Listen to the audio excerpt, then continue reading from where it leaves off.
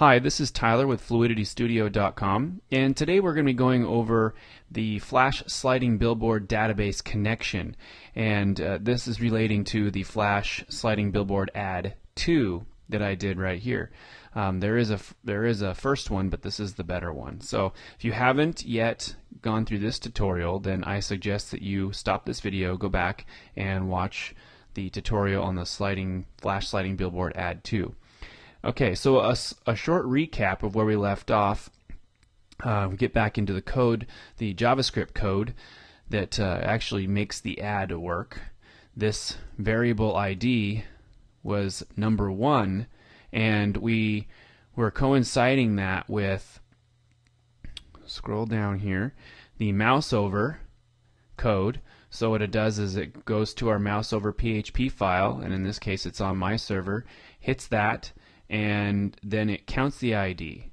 So that's on the expansion when the sliding billboard ad expands. And then the next one is the click-through. So when they click on the ad, on the larger portion of the ad that expands, it hits the clickCount.php, counts the ID number, and then it redirects to the advertiser's website we define right here. So whenever you create a new ad, you can just take all this code, copy it, paste it, and then replace again your folder system and where your files are located and your file names without the .swf extensions. That's all done in the last tutorial. Put your advertiser's web address here, wherever they're going to be linking to, and then make sure you change the ID number to what the ID represents in the database, and we're going to get into that now.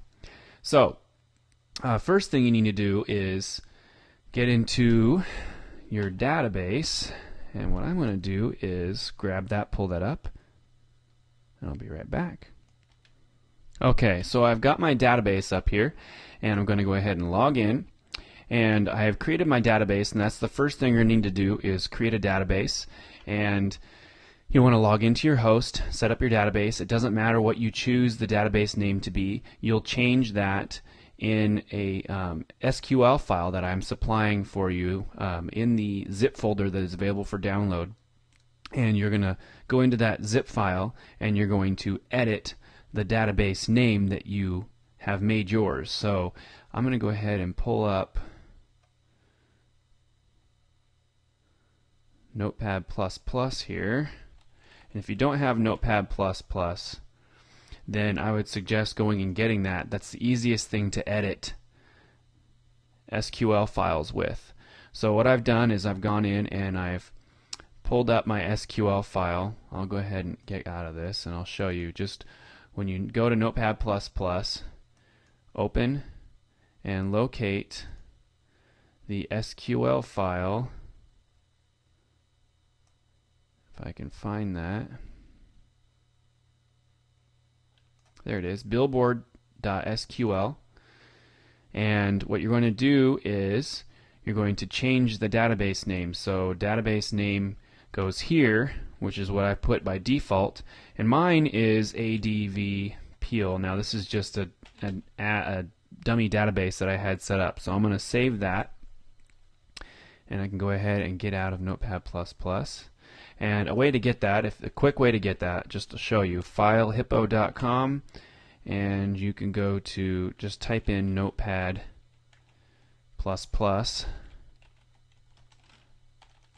hit enter, and then you can download it right here. So it's a free application and it's great.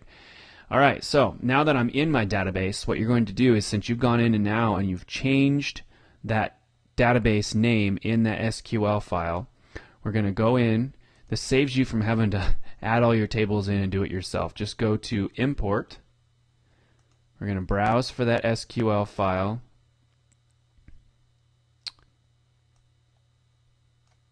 There it is. And we're going to hit Go. So it's successfully finished, and it's executed all the files, so all the tables, the tables and the table and the fields. So we have an ID, an advertiser, a click-through, and a mouse over. And I'll show you once we actually enter in an advertiser through a web-based form that I've set up, so you don't have to come in here.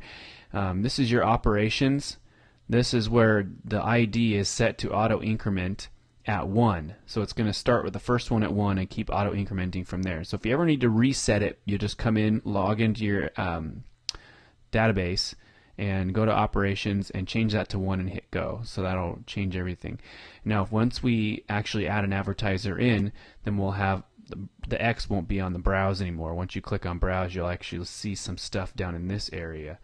So if we wanted, say if we wanted to insert an advertiser in the database through this database, we'd have to come in here and go to insert, and we'd have to type in the advertiser's name here and hit go. And if we wanted to add another one, we could add another one at the same time. But that's too much of a pain. So what I've done, I'm going to go ahead and log out here. And what I've done is created a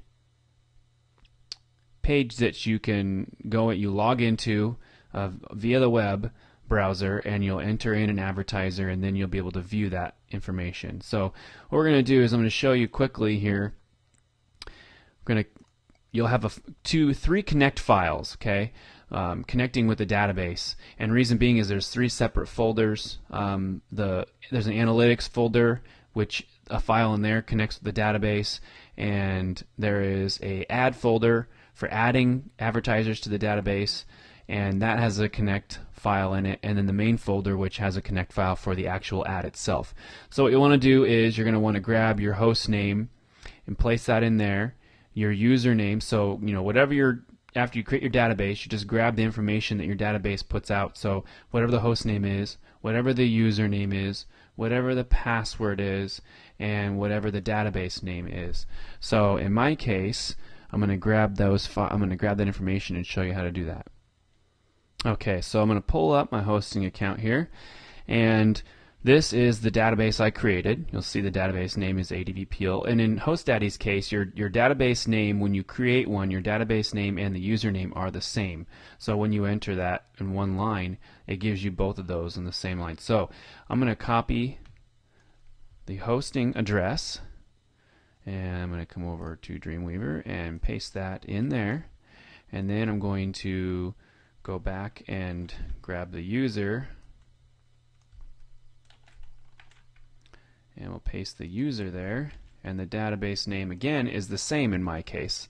Whatever yours is, you'll want to make sure you set it up to the parameters of your hosting service, but this is mine. So and then I would enter in my password, and I would do that for all 3. So I have another one here, and what make it fast, just copy all these lines and then come in the other one and paste it and save, and do that for all 3, and that'll go a lot faster. So what I'm going to do is I'm going to pause the video, set that up, and I'll be right back.